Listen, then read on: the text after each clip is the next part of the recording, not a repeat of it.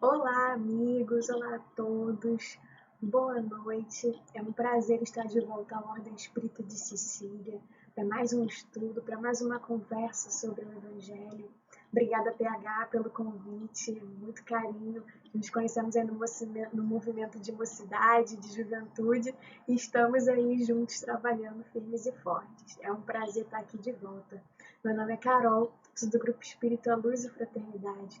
E hoje a gente vai conversar um pouquinho sobre um tópico muito importante do Evangelho, que se chama o ponto de vista. É um tópico aí bem famoso e a gente vai conversar um pouquinho sobre ele hoje. Para a gente começar, a gente quer trazer uma mensagem que está presente no livro Caminho, Verdade e Vida, chamada Consultas. E na lei nos mandou Moisés que tais mulheres sejam apedrejadas. Tu, pois, que dizes? É a anotação de João, capítulo 8, versículo 5. Várias vezes, o espírito de má-fé cercou o mestre, com interrogações, aguardando determinadas respostas pelas quais o ridicularizasse. A palavra dele, porém, era sempre firme, incontestável, cheia de sabor divino. Referimos-nos ao fato para considerar que semelhantes anotações convidam o discípulo a consultar sempre a sabedoria, o gesto e o exemplo do Mestre. Os ensinamentos e atos de Jesus constituem lições espontâneas para todas as questões da vida. O homem costuma gastar grandes patrimônios financeiros nos inquéritos da inteligência. O parecer dos profissionais do direito custa, por vezes, o preço de angustioso sacrifício. Jesus, porém, fornece opiniões decisivas e profundas gratuitamente. Basta que a alma procure a oração, o equilíbrio e a quietude. O Mestre falar-lhe-á na boa nova da redenção. Frequentemente surgem casos inesperados, problemas de solução difícil. Não ignora o homem o que os costumes e as tradições mandam resolver, de certo modo. No entanto, é indispensável que o aprendiz do Evangelho pergunte no santuário do coração: Tu, porém, mestre, que me dizes a isto? E a resposta não se fará esperar como divina luz no grande silêncio. Nesse momento, nós queremos então estar aqui juntos e agradecer, Senhor, por mais essa oportunidade de estarmos aprendendo sobre o Teu Evangelho, de estarmos nos esforçando por sermos seres humanos melhores. Obrigada, Senhor, pelo conhecimento da Boa Nova, que nós possamos estar dedicados, sermos servos fiéis Teus, nos cumprimentos dos nossos deveres, aprendendo a perdoar e a amar os nossos semelhantes. Que possamos a cada dia mais ter como foco e meta a Tua vivência, a vivência moral, a vivência reta, no bem e no amor, tendo a nossa consciência tranquila de que estamos fazendo o nosso melhor. Que a Tua paz e que a Tua luz se faça presente no nosso coração, mas sobretudo nas nossas mentes, e que assim possa ser. Então, nós gostaríamos de começar aí lá pelo item 5 do Evangelho. No item 5 do Evangelho, a gente vai ter a ideia, a seguinte frase, logo no comecinho. A ideia clara e precisa que se faça da vida futura proporciona inabalável fé no porvir. Fé que acarreta enormes consequências sobre a moralização dos homens, porque muda completamente o ponto de vista sob o qual encaram eles a vida terrena. Então, não é surpresa para ninguém, todos nós estamos aqui, para evoluir, para progredir, nós somos espíritos imortais. Mas, na verdade, quando nós estamos passando pelos momentos de aflição, é uma dificuldade, existe uma certa relutância em aceitar esses momentos de dificuldade como momentos de aprendizado, né? E a gente tem essa dificuldade por quê? Afinal de contas, sou trabalhador da casa espírita, ou então conheço o espiritismo há mais de 40 anos, por que essa dificuldade? Por que essa resistência, né? E logo de cara, assim, os espíritos, Kardec, vai comentar com a gente que essa ideia, ela não precisa ser uma ideia, ela não pode ser, na verdade, né, uma ideia abstrata, uma ideia aí que a gente tem uma noção, ela precisa ter minúcias, ela precisa ter um conhecimento de causa, ela precisa ser precisa, por assim dizer, e bastante específica para nos dar essa certeza.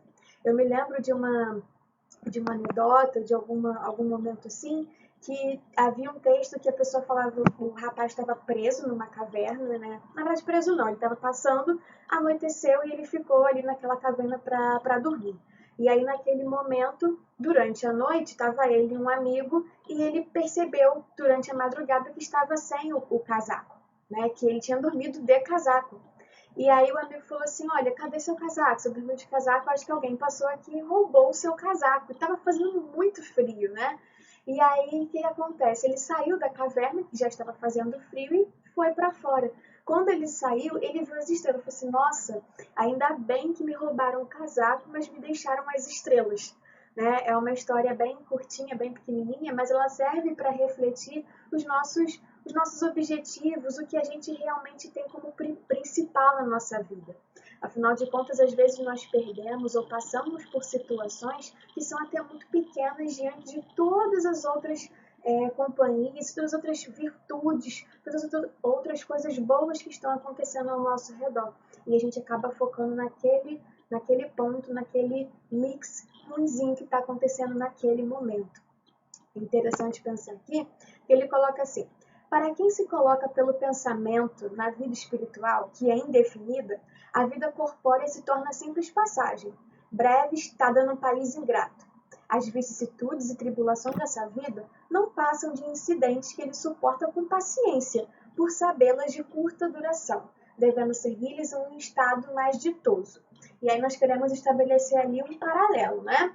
O primeiro deles, aí vamos remontar a Chico Xavier, um dos nossos grandes exemplos de vivência do evangelho real, né, de apostolado digno e nobre que aquele homem teve enquanto encarnado. E a gente vai, se a gente for acompanhar a trajetória de vida do Chico, no próprio filme, né, a gente se deixa ali envolver, se deixa emocionar por aquela trama, e a gente vai reconhecer que lá no comecinho, quando ele sofria ali as angústias pela madrinha, né, pela famosa madrinha, a gente percebia um desalento físico, né, por conta da quantidade de crianças, pela escassez de recursos. A gente percebia ali um sofrimento psicológico, porque afinal de contas ele via espíritos o tempo inteiro, não sabia o que estava acontecendo, ainda era muito criança, e tinha aí um sofrimento, vamos dizer assim, emocional, afetivo, por saudade da própria mãe dele, né? Que ele ainda conseguia ver, mas não era aí a mesma coisa, não supria da mesma forma que uma pessoa estando encarnada. Então existiam essas 3 lides de sofrimento que o Chico viveu ao mesmo tempo ainda na fase da infância.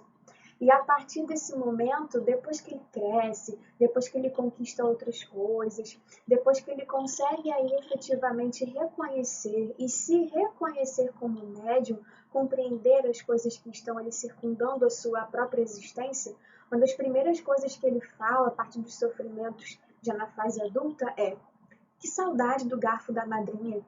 Por que então que ele faz esse paralelo? Justamente por reconhecer que aquele momento até que ele era menor, traduzindo o que viria aí pela frente, né? E não só menor no sentido de que problemas maiores virão, mas na verdade problemas em efetivamente se separar o que de fato é um problema, o que de fato é uma situação pela qual você tem plena competência de passar por ela e superá-la. Afinal de contas, a própria página inicial que nós fizemos a leitura fala um pouco sobre isso também. Sobre o quanto nós somos capazes de estar enfrentando as situações se a gente parar e ouvir atentamente o conselho, o direcionamento que Cristo tem a dar para todos nós. Foi isso que o Chico foi fazendo ao longo de toda a sua vida. Uma outra coisa que também é importante nós considerarmos aqui é um dos outros grandes apóstolos que nós temos aí, o apóstolo dos gentios, o Paulo, né? Muito famoso, muito querido por todos nós. Quem fez a leitura do livro Paulo Estevão sabe disso, que a partir do momento que ele tem o conhecimento, que ele encontra com Jesus ali na estrada de Damasco, a primeira coisa, né, que ele retoma é: Senhor, que queres que eu faça? Então ele se coloca ali de prontidão. E a partir daquele momento que ele tem conhecimento do Evangelho, que ele começa a perceber as reais intenções ali de Jesus para a construção do seu reino aqui na Terra, o que acontece? Ele vai cheio de boa vontade, cheio de bom ânimo, e aí quando ele chega para poder pregar, nada do que ele pensou dava certo. Né? Ele é apedrejado, ele é ridicularizado, as pessoas até então que eram amigas próximas a ele mesmo ficam estarrecidas pelo movimento do qual ele estava se dirigindo agora, né? E o ridicularizam, o enxotam mesmo dos lugares. E aí, a princípio, ele se pega um tanto quanto desanimado, né? Mas sem compreender de fato o que está acontecendo. E é por isso que a gente retoma lá a primeira frase que ele fala, a ideia clara e precisa. Essa ideia, para ela estar fundamentando uma fé firme, uma fé rigorosa, ela precisa de fato ser precisa. Ela precisa estar ali entendendo as minúcias. Ela precisa ter o conhecimento de efeito, conhecimento de causa, para que ela possa efetivamente estar servindo de fé, estar servindo de base, para que aquela postura do ser humano possa ser reta. Afinal de contas, é muito difícil se manter diante de um mundo material e ainda assim ter uma postura de modo de visão, de conduta propriamente dita de um campo espiritual, né? Então, se a gente começa a perceber aí, desde a infância, a gente escuta com muita frequência, nossa, mas é importante que com 3 anos ele já veja desenhos em inglês sem legenda, porque afinal de contas ele vai começar a ouvir, né? É muito importante isso. Quando a criança entra aí na fase dos 11 anos, não, mas é muito importante que ele faça um curso de informática, porque é a profissão do futuro. E aí começa ali a pegar vários cursinhos, né? Não se pergunta à vontade da criança nem do adolescente, e as pessoas que vão colocando a ele, né, a sociedade de um modo geral, vai dizendo a ele quais devem ser os seus objetivos. Mas, na verdade, como seres espirituais que somos, o nosso objetivo não é ir para a faculdade. O nosso objetivo não é ter um carro e uma casa. Ou pelo menos não deveria ser o nosso objetivo de vida. Isso faz parte da vida, mas não é a vida como um todo, tá? E não é assim que deve ser. Afinal de contas, essa estrutura psíquica, esse princípio, né, por assim dizer, psicológico, é ele que está fundamentalmente por detrás dos sintomas de ansiedade, por detrás dos sintomas de depressão, por detrás dos sintomas aí de pessoas com síndrome do pânico, porque não conseguem lidar com as situações externas e internas. Afinal de contas, o indivíduo aí se vê interligado, né, entre as pressões internas pelas suas próprias aspirações e perceber que aquele mundo não compactua com seus mesmos ideais. Então, na verdade, colocar-se do ponto de vista da vida futura é uma prevenção à loucura e ao suicídio também, como fala o Evangelho em outro determinado ponto. E ele continua assim. As vicissitudes e tribulações dessa vida não passam de incidentes que ele suporta com paciência por sabê-las de curta duração, devendo seguir-lhes um estado mais ditoso. Nesse trecho, ele está comentando especificamente, ou melhor, fazendo aí a diferença, né, entre dois termos que a gente também foi lá pesquisar no dicionário, né? A gente foi lá pesquisar a diferença, então, entre aprendizado, ou melhor, a diferença entre conhecimento e de fato, ter informação.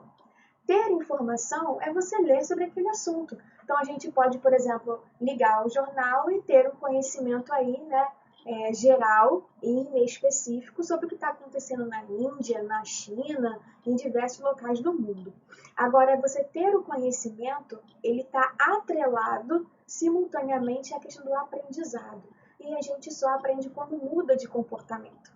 E como que a gente muda de comportamento? A partir do momento que nós mudamos o nosso quadro mental, o nosso quadro emocional.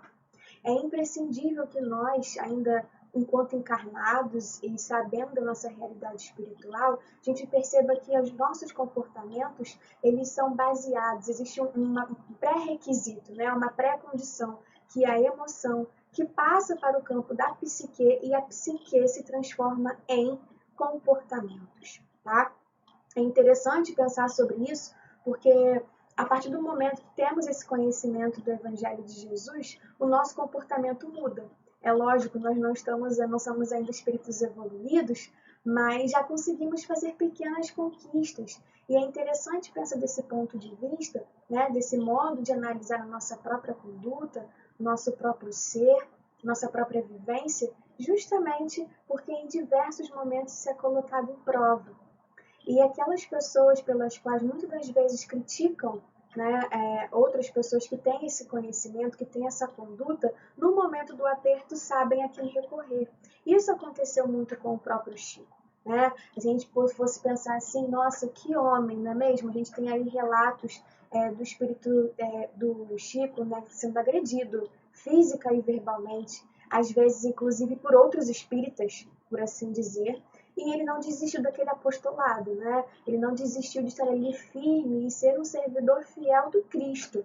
Isso é super importante. A gente tem aí uma visão, né, de que está sendo fiel ao movimento espírita, mas na verdade você ser fiel ao Evangelho já quer dizer, engloba tudo por um modo geral, né? Os homens são falhos, por isso que nós devemos então estar sempre ligados e conectados ao ponto-alvo, que é então Jesus, que é o próprio Evangelho. A morte nada mais restará de aterrador. Deixa de ser a porta que se abre para o nada e torna-se a que dá para a libertação, pela qual entra o exilado numa mansão de bem-aventurança e de paz. Sabendo temporária e não definitiva sua estada no lugar onde se encontra, menos atenção presta às preocupações da vida, resultando-lhe daí uma calma de espírito que tira aquela muito do seu amargor. É interessante que ele coloca aqui, menos atenção. Não significa que nós vamos viver aí num limbo, né? Ah, não, isso não vai acontecer jamais. Inclusive, os próprios espíritos fazem questão de mensurar isso o tempo inteiro. Se a gente for pegar aí a codificação no livro dos espíritos, no livro dos médiuns, a gente vê isso o tempo inteiro, né? Essa percepção, essa preocupação com a realidade dos fatos. No livro dos médiuns, o Kardec é incansável em nos falar da precisão, do cuidado que nós devemos ter em afirmar que tal comunicação realmente provém dos espíritos e não é fruto de uma mistificação, não é fruto de uma imaginação superexcitada. É importante que nós tenhamos aí uma visão realista das coisas, para que então nós possamos tomar a decisão de se portar da melhor maneira que for possível, dentro das lides, dentro do que nos recomenda Jesus. Pelo simples fato de duvidar da vida futura, o homem dirige todos os seus pensamentos para a vida terrestre. Sem nenhuma certeza quanto ao porvir, dá tudo ao presente. E esse aqui é um dos pontos chaves, por assim dizer, do comportamento humano. É interessante a gente pensar que todas as nossas frustrações, elas seriam menores se a gente parar para pensar que aquele indivíduo que fez algo que nos magoou, ele não está fazendo isso com a intenção de te ferir. Ele está fazendo isso porque, segundo as crenças que ele possui, isso é uma coisa normal. Fazer determinada atitude é uma coisa normal, não tem nada de especial nisso. Isso é um trabalho, por assim dizer, duplo, né? A gente tem o trabalho aí não só de compreender as nossas próprias imperfeições, mas também de entender, de compreender o estado evolutivo e até mesmo de compreensão que o outro tenha. Se essa pessoa não tem o conhecimento da vida espiritual, é muito difícil que ela consiga te compreender, é muito difícil que ela consiga, então, concordar com as suas atitudes em determinados pontos. Tem um outro texto do Emmanuel que ele realmente comenta sobre isso, que ele fala que nós, seres humanos, estamos aí muito preocupados, né, em pedir conselhos, em pedir orientações. E aí a gente pergunta para amigos, para familiares, que não necessariamente são espíritas ou não têm nenhuma informação religiosa, por assim dizer. E essas pessoas, elas dificilmente vão conseguir compreender as nossas reais dúvidas. Elas dificilmente vão conseguir compreender os nossos próprios comportamentos e não achá-los de tipo assim, fulano é muito careta, né? É muito certinho. Que história é essa de perder um sábado de sol para fazer, sei lá, a campanha do quilo da casa espírita? Então, esse tipo de comentário, esse tipo de pensamento, né, de ironia que a gente acaba sendo alvo aí durante muitas vezes, é fruto disso, né? E se a gente for ficar dando atenção para esse tipo de pensamento, de raciocínio, nós estaremos sendo infantis. A nossa fé também vai estar sendo bem pequenininha.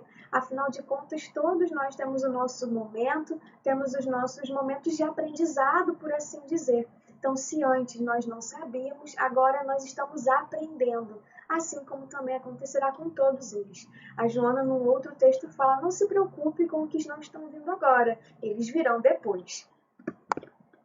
Sem nenhuma razão quanto ao porvir, dá tudo ao presente, né? Nenhum bem divisando mais precioso que os da terra torna-se igual a criança que nada mais vê além dos seus brinquedos. E não há o que não faça para conseguir os únicos bens que se lhe afiguram reais. Qual é o grande prejuízo disso?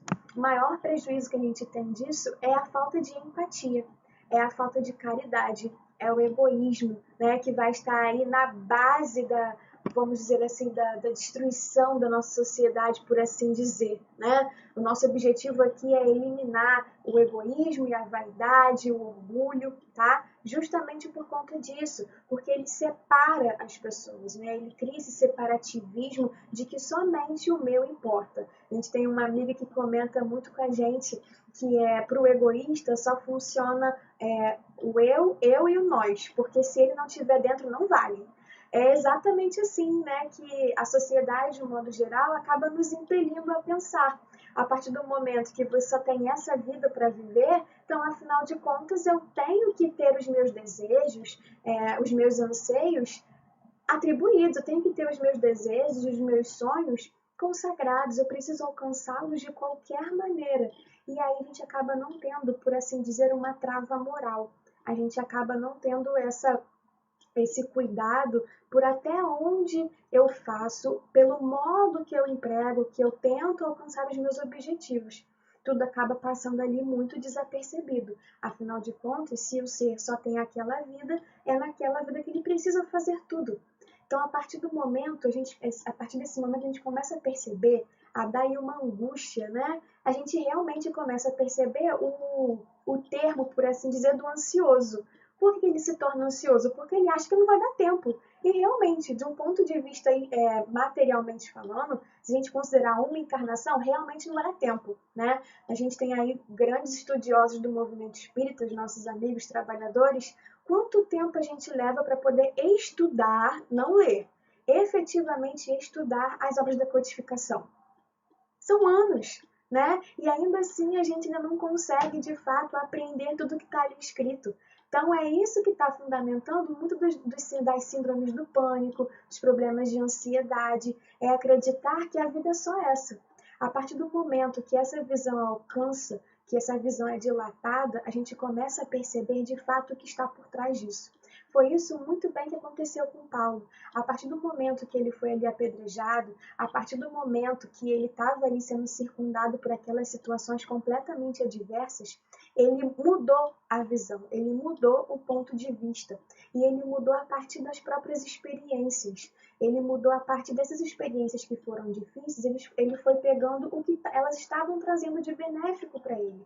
Ali, quando ele foi abrigado, né, pelo casal até então que ele estava perseguindo, que ele chegou a perseguir, por assim dizer, ele começou a perceber os seus enganos, começou a perceber o real valor da amizade, ele começou a perceber o real sentido e o real significado mesmo, a importância do termo simplicidade. E a gente começa a perceber que a felicidade ela está também nas coisas simples. Alcançar o objetivo também do nosso ponto de vista, das nossas limitações, ainda espiritualmente falando, também ter aqueles pequenos momentos, aquela peça que você escreve com tanto carinho para o setor da infância, ou então aquela música que você compõe para a juventude, aquele papo que você conseguiu levar com um jovem que estava passando por uma dificuldade, e naquele momento nenhuma palestra do mundo poderia servir, mas um papo informal, de coração, honesto e sincero, conseguiu levar aí a paz pela qual ele precisava naquele momento. Então, todas as situações da nossa vida, elas vão estar circundadas por esse ponto de vista, por esse ponto de determinação, de conduta e de visão que nós venhamos a ter. Aí ele continua assim: a perda do menor deles, né, lhe ocasiona causticamente pesar, um engano, uma decepção, uma ambição insatisfeita, uma injustiça que seja vítima. O orgulho e a vaidade feridos são outros tantos tormentos que lhe transformam a existência numa perene angústia. Aqui a gente começa a perceber que existe sofrimento, né? A gente sabe que enquanto espíritos encarnados nós vamos passar por N dificuldades. Porém, essas dificuldades elas podem ser acentuadas ou abrandadas segundo o nosso modo de percepção. A gente tem aí vários tipos de figurinhas, né? Há uma pessoa ali perto de um jardim, aí vê uma árvore linda, nossa, que árvore linda, encontrou-se, nossa, quanta folha para varrer, justamente pelo ponto de vista. Então, a nossa situação, as vivências pelas quais a gente passa, ela vai estar ali sendo circulada pelo nosso modo de ver. E ele acaba comentando uma ambição insatisfeita, uma injusta, um engano, uma decepção. Percebe que há ali uma sequência, né, de eventos destrutivos e ruins que vão estar dando para a gente uma sensação de desilusão, de insatisfação, né? E até mesmo de não pertencimento a nenhuma área, nenhum prazer, efetivamente naquele momento nos dá a impressão de que nada nos parece bom o suficiente, né? E esse pensamento, ele é tautológico, por assim dizer. Então a gente pensa assim, nada está bom, então nada presta, então eu não posso fazer nada, e aí a pessoa começa a ficar naquele ciclo, né? E qual é o grande convite do Evangelho? É quebrar esse ciclo, é perceber ali as oportunidades que nós tenhamos na vida.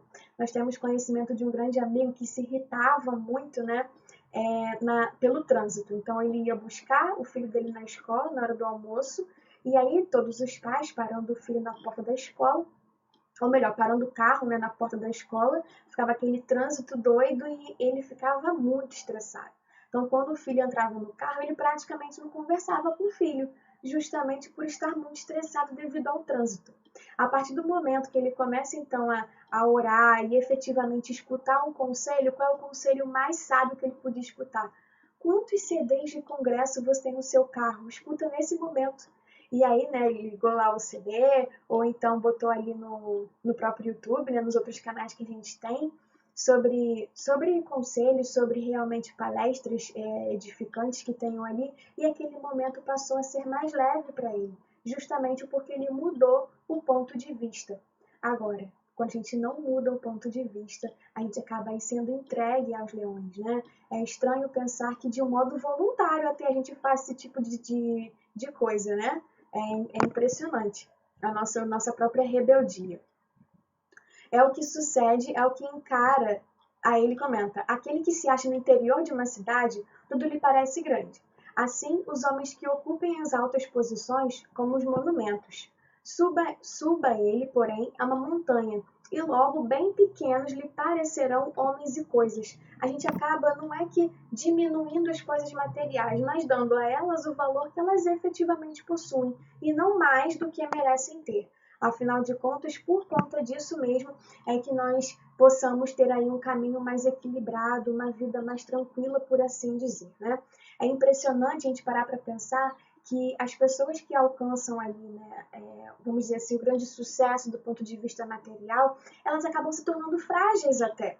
É muito fácil você, sem querer, né, acabar ofendendo uma pessoa que tem ali um vasto conhecimento, porque a todo momento ela se sente questionada, a todo momento ela se sente em perigo, como se alguém quisesse dizer para ela que ela não sabe, que ela não conhece, né? É interessante pensar um pouco sobre isso, porque Jesus nos disse que o conhecimento nos liberta.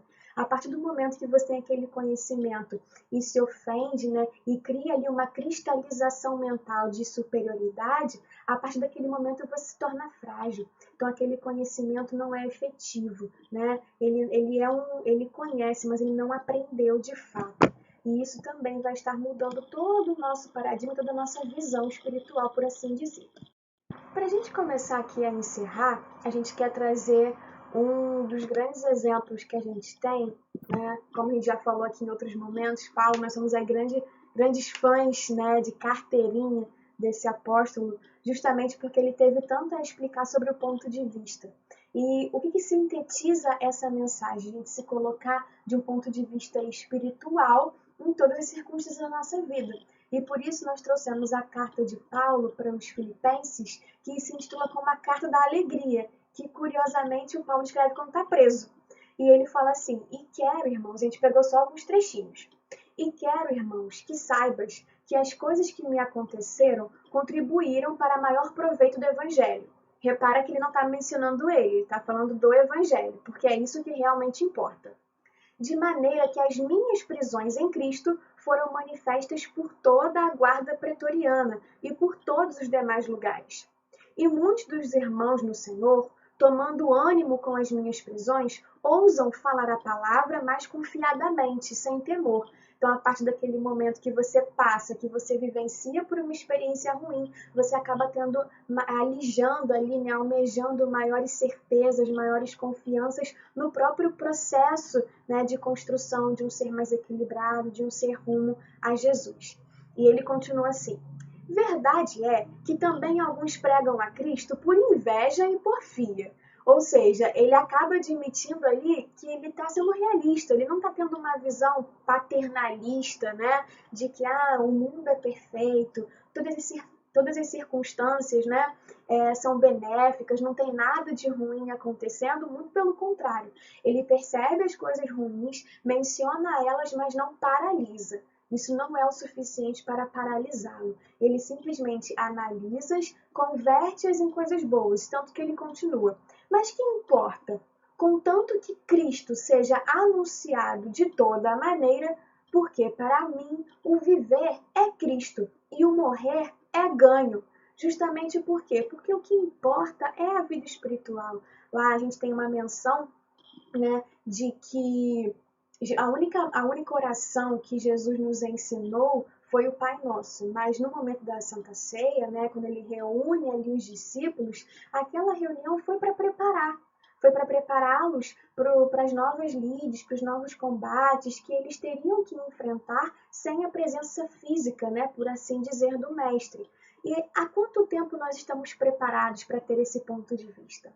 Há quanto tempo nós vamos sendo aí preparados, o Kardec, né, todos os médiuns que ajudaram na coletânea aí das mensagens espíritas que nós temos até hoje, nos provando, nos demonstrando, caracterizando, por assim dizer, em minúcias, como é a realidade espiritual e que a vida não sofre solução de continuidade.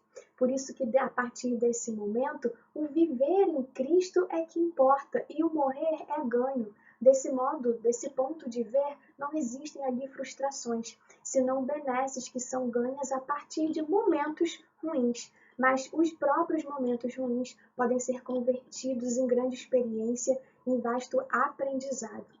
Muito obrigada, PH, pelo convite e a todos por esse bate-papo. Espero que nós possamos estar juntos novamente uma outra vez. Obrigada.